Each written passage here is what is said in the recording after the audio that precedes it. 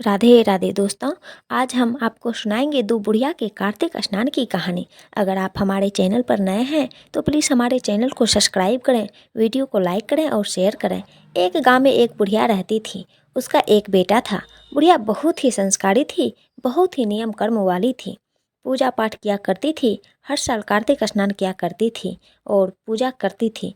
पथवाड़ी बनाती, उसकी कथा कहानी कहती, तुलसी जी को सींचती, गणेश जी भगवान, माता लक्ष्मी और विष्णु भगवान की कहानी कहती। इस तरह से बुढ़िया के घर में किसी चीज़ की कोई कमी नहीं थी। अब धीरे धीरे बुढ़िया का बेटा बड़ा हो गया।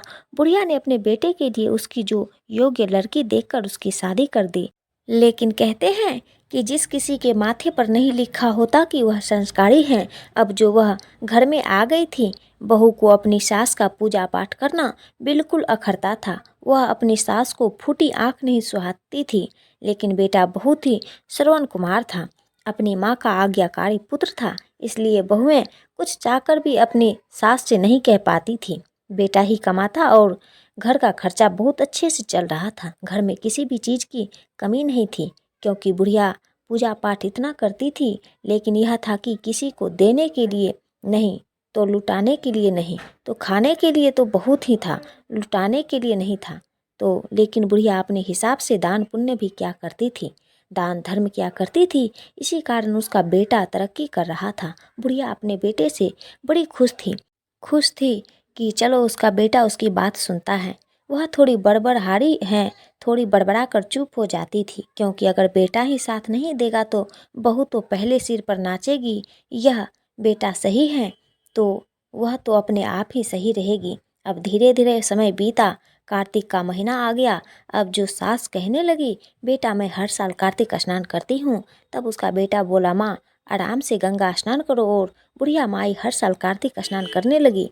अब धीरे धीरे समय बीता, घर में पोते की किलकारियाँ गूंजने लगी। अब बुढ़िया माई बड़ी खुश थी कि बेटा अपने घर परिवार का हो गया, उसका भी घर परिवार पूरा हो गया, या मुझे जो अपना प्रभु भक्ति में अपना जीवन गुजारना चाहिए। अब बुढ़िया अपने बेटे से कहने लगी, बेटा मुझे हरिद्वार जाना है, मुझे जो चतुर्थ मास का स्नान करना है। तो वह बोला, ठीक है माँ, तुम चतुर्थ मास स्नान करो और जो भी तुम्हें ज़रूरत होगी मैं तुम्हें हरिद्वार छोड़ आऊँगा, तुम्हारी ज़रूरत से सब कुछ सामान ले आऊँगा।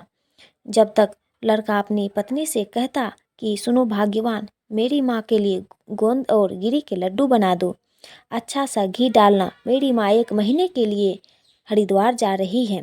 बहू ने जब यह सुना कि बुढ़िया के लिए गोंद गिरी के लड्डू बनाऊंगी, और उधर जो बहू थी वह गरीब घर की थी, उसकी माँ कोई पूजा पाठ तो करती नहीं थी, वह सोचने लगी, सास के लिए गोंद गिरी घी के लड्डू बनाऊंगी, क्यों ना अपनी माँ के लिए बनाऊं। अब उसने आटा भुना और ऐसे सूखे लड्डू जिनमें कुछ नहीं था अपनी सास को बनाकर रख दिए, और उन उनमें नमक भी मिला दिया और थोड़ी मिट्टी भी मिला दी, ताकि बुढ़िया खा ही नहीं पाए। और जो गोंदगिरी के लड्डू थे वे अपनी माँ के लिए पहुँचा दिए। गोंदगिरी के लड्डू जो बनाए, यानी जिनके मिट्टी और नमक मिला दिए, वे लड्डू एक डब्बे में भरकर उसने अपनी सास को दे दिए। अब अगले दिन जो बेटा बोला, चलो माँ मैं तुम्हें हरिद्वार छोड़ आता हूँ। दोनों माँ बेटा खुशी खुशी गंगा स्नान करने के लिए और वहीं पर चतुर्थ मास स्नान करने के लिए बुढ़िया चल दी, क्योंकि कार्तिक का महीना आने वाला था।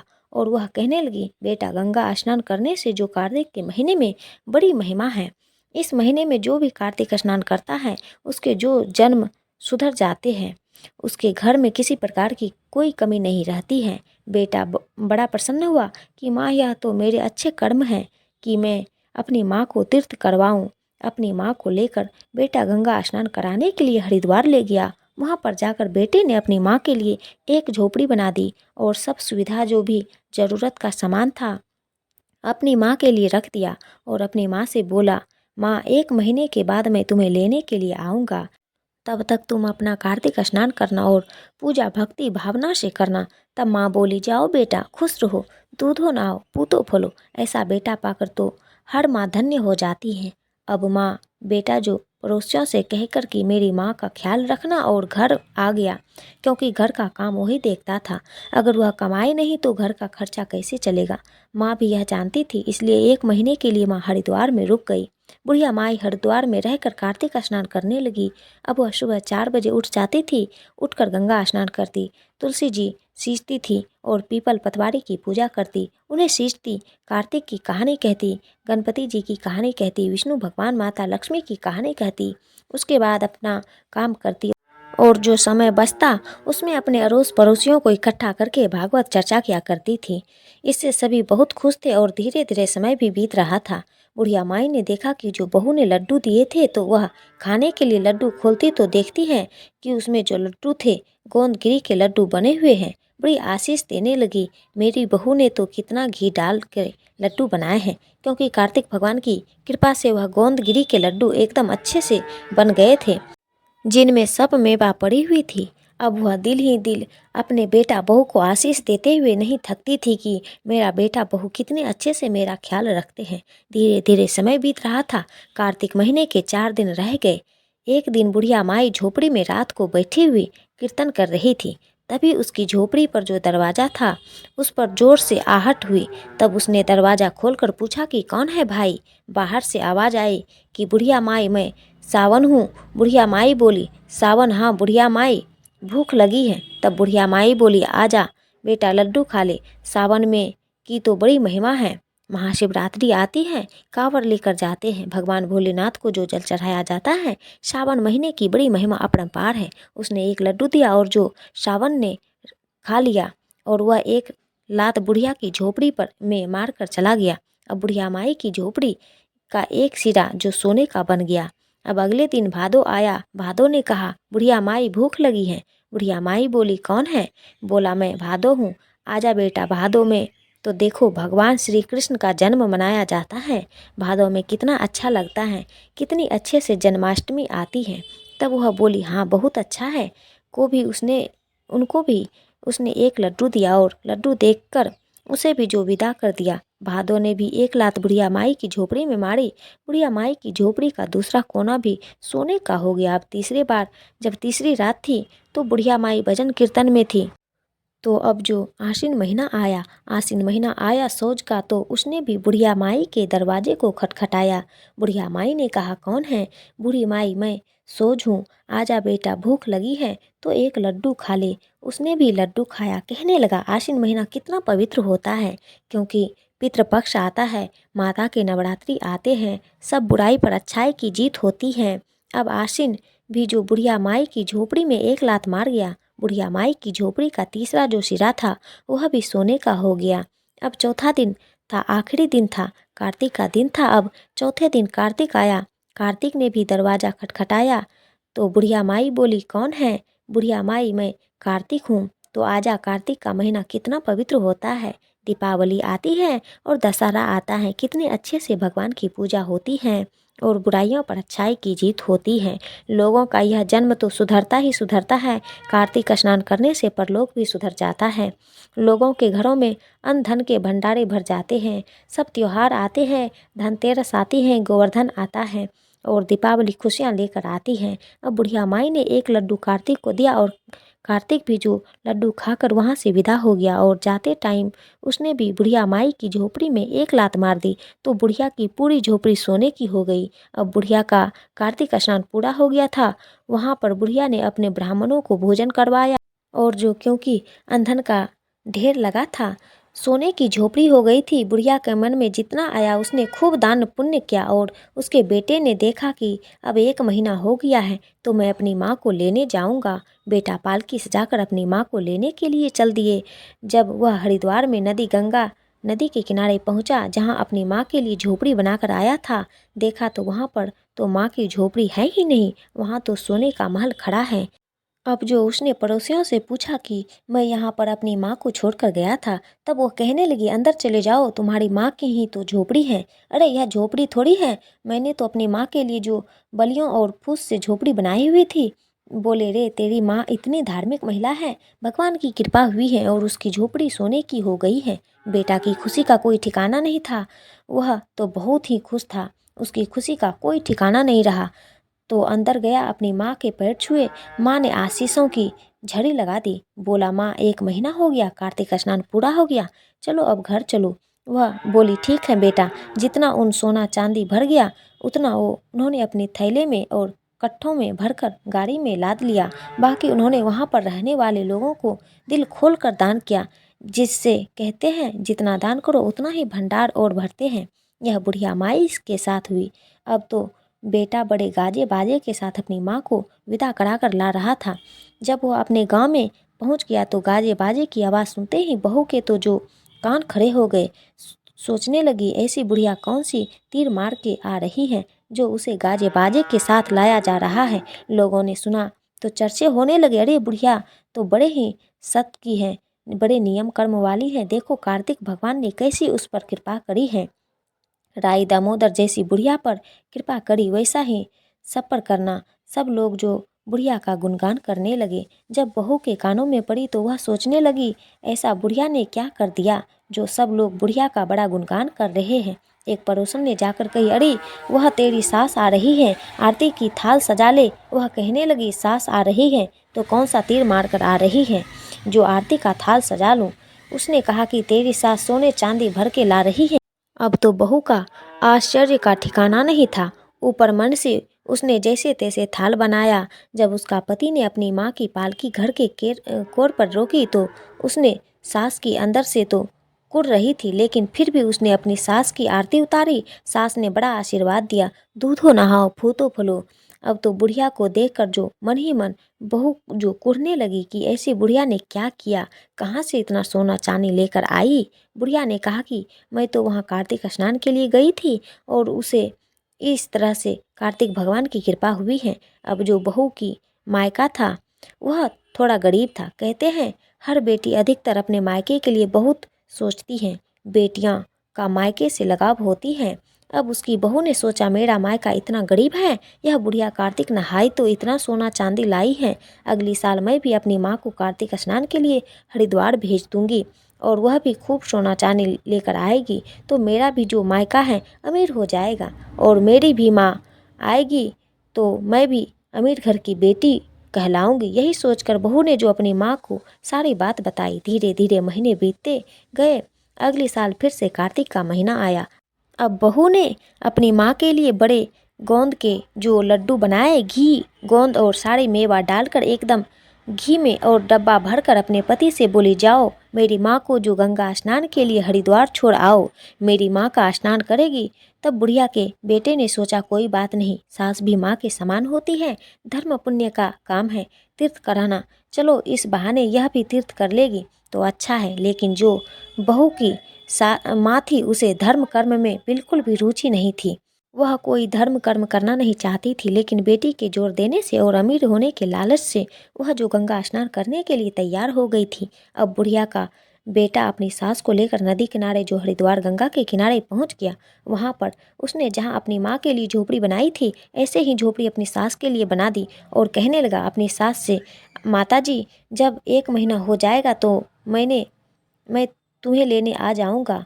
आप यहाँ पर रहकर गंगा स्नान कीजिए, कार्तिक के महीने का गुणगान कीजिए और कार्तिक के महीने की बड़ी महिमा है कार्तिक स्नान की, इसलिए आप यहाँ भागवत भजन कीजिए और अपना समय काटिए। और पड़ोसियों से कहकर बेटा जो था बुढ़िया का वह अपने घर आ गया। अब वहाँ क्या था कि बुढ़िया जो थी बहू की माँ, वह तो कोई कार्तिक स्नान करती ही नहीं थी। मन मर्जी हुआ तो सोकर उठती, मन मर्जी हुआ बनाकर खा लेती। बेटी ने जो लड्डू दिए थे गोंदगिरी के उन्हें खाती और मज़े से सोती रहती। कोई पूजा पाठ धर्म कर्म कुछ नहीं करती थी। पड़ोसी सोचते पहले वाली बुढ़िया आई थी, कितना पूजा धर्म कर्म किया करती थी। सब लोग सोचते थे कि हम उसके ऊपर रहकर कितना ज्ञान उनसे सीखते थे, लेकिन यह बुढ़िया तो बाहर निकलती ही नहीं है। दोपहर को उठती है तब नहाती है, लेकिन लोगों को क्या पड़ी है, कोई कभी भी करो। अब धीरे धीरे जो कार्तिक महीने के 4 दिन रह गए, अब सावन आया। सावन ने दरवाज़ा खटखटाया तो बोली, कौन है? मैं सावन। सावन है तो क्या मेरे सिर पर नाचेगा? बोला, भूख लगी है, एक लड्डू दे दो। तो वह बोली, मेरे पास नहीं है कुछ, भाग जाए। वैसे ही गिने चुने रखे हुए हैं, वैसे ही बनाने खाना पड़ रहा है। यहाँ पर उसने सावन को धमका कर भगा दिया। अब सावन जो एक लात मारी उसकी झोपड़ी का एक सिरा गिर गया। अब जो भादो आया, भादो ने अगली रात फिर उसका दरवाज़ा खटखटाया। बुढ़िया सोती हुई चिल्लाई, रे कौन है दुष्ट, आ गया, क्यों नींद को खराब कर रहा है, कम से कम चैन से सोने तो दे। वह बोला, मैया मैं भादो हूँ। अब कौन भादो, मैं किसी भादो वादो को नहीं जानती, अपना रास्ता नाप मुझे सोने दे और आकर नींद में खलल डाल देते हैं। भादो बोला, मैया मैं भूखा हूँ, अब भूखा है तो फिर मैं क्या करूँ, मैंने कोई यहाँ पर भंडारे खोल तो नहीं चला रखा है ना। और उसने भादो को भी वहाँ से भगा दिया। अब तीसरा महीना सोज यानी आसिन का आया। अब तीसरा रात थी। तीसरी रात आकर आसिन ने जो दरवाज़ा खटखटाया, बुढ़िया तो जैसे वैसे ही खार खाए हुए बैठी थी। दरवाज़ा मारा आसिन के मुँह पर देकर और कहने लगी, क्या क्या है, अख मैया भूख लगी है, भूख लगी है तो यहाँ क्या मैं तुम्हारे लिए 5 भोग बनाकर बैठी हूँ जो तुम्हें भोग खिलाऊंगी। अपने लिए तो मेरे से होता नहीं है, जैसे तैसे बनाती हूँ। रोज़ देखो कोई ना कोई रात में आकर खड़ा हो जाता है, कभी कोई फरमाइश, जैसे मैं इनके लिए यहाँ पर आकर बैठी हूँ। अब आसिन भी चला गया और उसने भी बुढ़िया की झोपड़ी में लात मारी। बुढ़िया की झोपड़ी गिर गई। अब अगली रात कार्तिक आया। टूटी फूटी झोपड़ी में बुढ़िया कंबल ओढ़े लेट रही थी, उसे भी ठंड लग रही थी। कार्तिक आया, उसने दरवाज़ा खटखटाया। अब बुढ़िया को गुस्सा चढ़ा हुआ, डंडा लेकर बैठी, बोली, भाग जा यहीं से। कार्तिक तो बोल भी नहीं पाया, उससे पहले ही बोली, भाग जा नहीं तो डंडे बजा दूंगी। 3 पहले आए दुष्ट, मेरी तो झोपड़ी ही गिरा कर चले गए, अब तू और आ गया, रात को ही आना है। जैसे तैसे जाड़े में समय कट रहे हैं, बुढ़ापे में इनको बनाकर रख दो, आ जाते हैं भीख मांगने, कहीं से भी मांगने के लिए। इस तरह से बुढ़िया जो डंडा लेकर कार्तिक के पीछे भागी। कार्तिक तो वहाँ से चला गया और बुढ़िया जो गधी बन गई। कार्तिक के श्राप से बुढ़िया गधी बन गई। अब जो वह तो अपने झोपड़ी में इधर उधर घूमने लगी। अड़ोस पड़ोस के लोगों ने देखा कि इस झोपड़ी को तो गिरी पड़ी है, इसमें तो बुढ़िया रहती थी, लेकिन बुढ़िया की जगह झोपड़ी में एक गधी बैठी हुई थी। अब कार्तिक का महीना समाप्त हो गया था। अब जो बेटा जो था बुढ़िया का, वह अपनी सासू माँ को लिवाने के लिए हरिद्वार आ गए। हरिद्वार आ गया और उसने पड़ोस से पूछा कि यहाँ मैं अपनी सासू माँ को छोड़कर गया था, वह कहाँ दिखाई नहीं दे रही है। पड़ोसी बोले, अरे दिखाई क्या नहीं दे रही है, तेरे सामने तो जो रख रखी है यही तो है। वह बोला, अरे क्या मजाक करते हो, अच्छा भला इंसान मैं छोड़कर गया हूँ और यह तो गधी है। वह कहने लगे, अरे भैया यह गधी तेरी सासू माँ है, इसने कोई भी पूजा पाठ नहीं की। तब बेटा बोला, क्यों, मेरी सास तो स्नान के लिए यहाँ रुकी थी, उसे तो चतुर्थ मास से स्नान करना था। तब पड़ोसी कहने लगे, अरे भैया तुम्हारी सास का तो कहना ही क्या, पहले वाली जो बुढ़िया आई थी 4 बजे उठकर स्नान करती थी, हम लोगों को भी जगा दिया करती थी, सबको कथा कहानी सुनाया करती थी, पूजा पाठ के नियम समझाया करती थी और कितना अच्छा ज्ञान हमें देती थी। लेकिन अब की बार जो यह बुढ़िया आई है, इसमें तो पूछो ही मत, पता नहीं 12-1 बजे तक सोती हैं, दोपहर में स्नान करती हैं, मन में आया तो कर लिया, नहीं आया तो कोई बात नहीं, झोपड़ी में पड़ी पड़ी सोती रहती, ना कोई साफ सफाई ना कुछ, कितनी मलिनता के साथ रहती थी। अब जो बेचारा बेटा था बुढ़िया का क्या करता। अब उसने उस गधी के गले में एक रस्सा डाला और उसे लेकर चल दिया। घर पर जो बहू थी वह बड़ी खुश हो रही थी, आज तो मेरी माँ आएगी। उसने जो आरती का थाल सजा लिया, मेरी माँ भी धन के झोले भर भर कर लाएगी, बड़ी खुश थी। सुबह से ही उसने जो 56 प्रकार के भोग बना डाले, अपनी माँ को यह खिलाऊंगी वह खिलाऊंगी, आरती की थाल सजा ली। लेकिन सोचने लगी, अब तक बैंड बाजे की आवाज़ नहीं आ रही, अपने पति को बताऊंगी। मन में सोचने लगी, अपनी माँ को तो बैंड बाजे से लाया था, लेकिन यह तो मेरी माँ है ना, तो ला रहा होगा चुपचाप। बुढ़िया का जो बेटा है माँ का बेटा है। तरह तरह के बातें सोचने लगी। जब बेटा घर पहुंचा, उसने दरवाज़ा खटखटाया तो वह समझ गई मेरी माँ आई है। आरती का थाल लेकर दौड़ी दरवाजे की तरफ, जाकर दरवाज़ा खोला तो देखा उसका पति एक गधी को लेकर खड़ा है। तब वह गुस्से में बोली, मेरी माँ कहाँ है और मेरी माँ को तुम बैंड बाजे से क्यों नहीं लाए? मुझे भी तो अपनी जैसी तुम्हारी माँ की तरह आरती की थी, अपनी माँ की आरती करनी है। बेटा बोला, हाँ तो गुस्सा क्यों हो रही हो, कर लो आरती। कहाँ है मेरी माँ? यह तेरी माँ ही है। तो बोली, मजाक मत करो, तुम मेरी माँ के साथ ऐसे कैसे बोल सकते हो? मेरी माँ कोई गधी है, गधी को मेरी माँ बना रहे हो? वह बोले, मैं तो कुछ नहीं कह रहा, जैसा कर्म वैसा आगे आ रहा है, यह तुम्हारी माँ है, कोई और नहीं है। अब गधी भी रखने लगी, अपनी भाषा में बताने लगी कि मैं ही तेरी माँ हूँ, और अपनी बेटी से जो गर्दन हिलाकर उसके मुंह से लगने लगी। अब बेटी उसे दुत्कारने लगी, अरे हट, यह कैसी गधी लेकर आए हो, मेरे पीछे पड़ रही है। वह बोली, गधी नहीं है, यह तेरी माँ है। अब बेचारी करती क्या, मानना पड़ा कि वह उसकी माँ है। अब वह बड़ी रोने लगी कि मेरी माँ गधी कैसे बन गई। अब जो बेटा बहू और बुढ़िया ने सलाह दी अपने बेटे बहुओं को कि एक काम करो, किसी अच्छे जानकार विद्वान को बुलवाओ और उनसे पता करो कि यह गधी कैसे बन गई।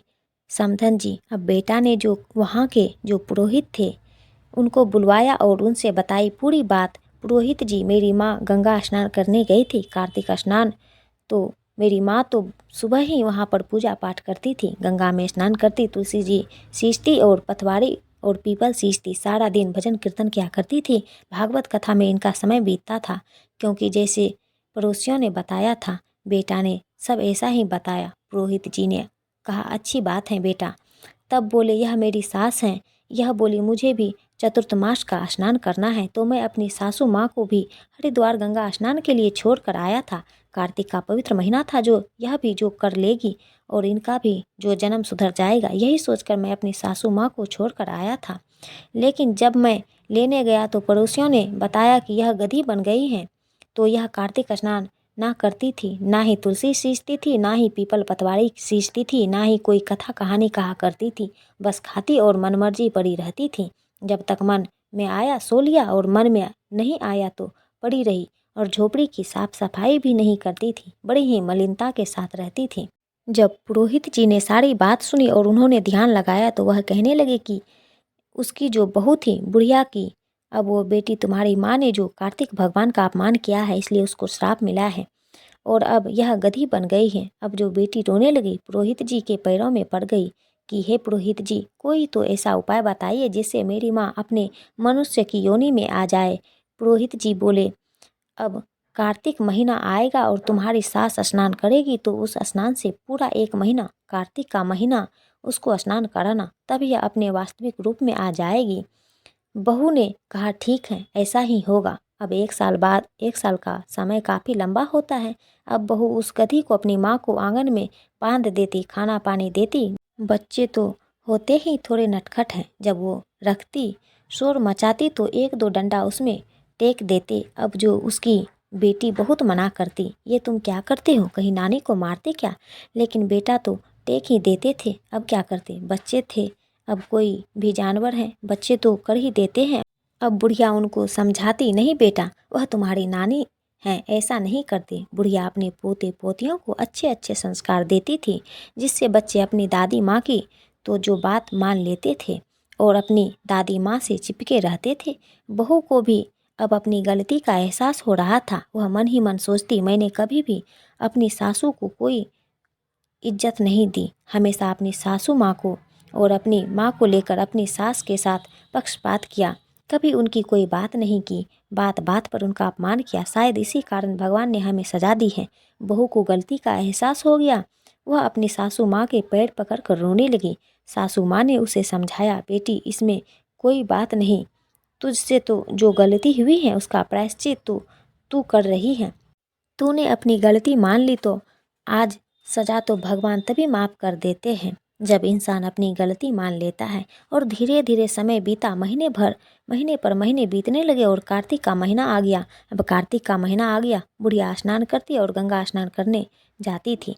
बुढ़िया तो क्योंकि वह तो कार्तिक स्नान करती थी, पूरा तुलसी सींचती थी, पतवारी पीपल सींचती थी, उनकी कहानी सुनती और जो पानी होता उसके नहाने का, उसमें से थोड़ा सा पानी लाकर वह गधी के ऊपर डाल दिया करती थी। ऐसे ही यह रोज का नियम बन गया था। अब जो बहू की सास धीरे धीरे रोज पानी उसके ऊपर डालने लगी अपने नहाने का, तो अब जो आखिरी का दिन आ गया, पूर्णमासी का दिन आ गया, तो बुढ़िया ने कहा कि मुझे जो अपना अजम करना है कार्तिक का, तो अपने बेटे से बोली, बेटा 11 ब्राह्मणों को बुलवाओ, उन्हें भोजन करवाओ और दान दक्षिणा दो। बेटे ने कहा, माँ ठीक है, मैं अभी ब्राह्मणों को भोजन के लिए बुलाता हूँ। बेटा ने 1 दिन पहले ही ब्राह्मणों को न्योता दे दिया। ब्राह्मण घर आए, हवन कराया, पूजा पाठ हुई, कार्तिक का महात्म्य सुनाया गया और जो बुढ़िया नहाई और जो पानी था नहाने का वह गधी पर डाल दिया गया। कार्तिक का महात्म और कथा कहानी सुनकर और बुढ़िया के 1 महीने के नहाने के पानी से नहाते हुए जब अब जो गधी थी वह जो बहू की माँ के असली रूप में आ गई, अब उसने जो बुढ़िया के पैर पकड़ लिए और कहने लगी कि समधन जी मुझे माफ़ कर दो, मैं तो अज्ञानी मूर्ख हूँ, लालच के बल में गई थी, तुम तो सत के बल नहाए तो कार्तिक भगवान तुम पर प्रसन्न हुई और मैं लालच से नहाई तो मुझे यह सजा मिली। आप जो कार्तिक स्नान हम सच्चे दिल से किया करेंगे। अब तो बुढ़िया के साथ साथ बुढ़िया की बहू, बुढ़िया का बेटा और बुढ़िया की बहू की माँ सब हर साल कार्तिक स्नान करने लगे। अब बुढ़िया का गांव में बहुत ही मान सम्मान बढ़ गया। अड़ोसी पड़ोसी भी सब बुढ़िया की सलाह लेते थे। कार्तिक के समय बुढ़िया सबको कहानी सुनाया करती थी। सब लोग बुढ़िया माई की जय जयकार करते थे कि ऐसी बुढ़िया माई हमारे घरों के आसपास हैं तो अपने आप ही हमारे बच्चे अच्छे संस्कार पाएंगे। अब जो सब कार्तिक मिलकर स्नान करते, गाँव गली के सब लोग जो बुढ़िया की देखा देखी कार्तिक स्नान करने लगे। कार्तिक की महिमा अपरंपार है। हे कार्तिक भगवान, हे दामोदर राव, हे विष्णु भगवान, हे माता लक्ष्मी, जैसी कार्तिक मैया तुलसी मैया जैसी बहू की सास, वैसे सब किसी को यो जैसी बहू की माँ को आई वैसी किसी को मत आइयो। जो यह कहानी कह रहे हैं और जो यह कहानी सुन रहे हैं उनकी सभी मनोकामना पूरी करना, उनके घर में धन के भंडारे बनाए रखना। दोस्तों, अगर आपको यह कहानी पसंद आई हो तो प्लीज़ हमारे संपूर्ण भक्ति सागर चैनल को सब्सक्राइब करें, वीडियो को लाइक करें और शेयर करें और कमेंट करके हमें बताइए आपको यह कहानी कैसी लगी। राधे राधे।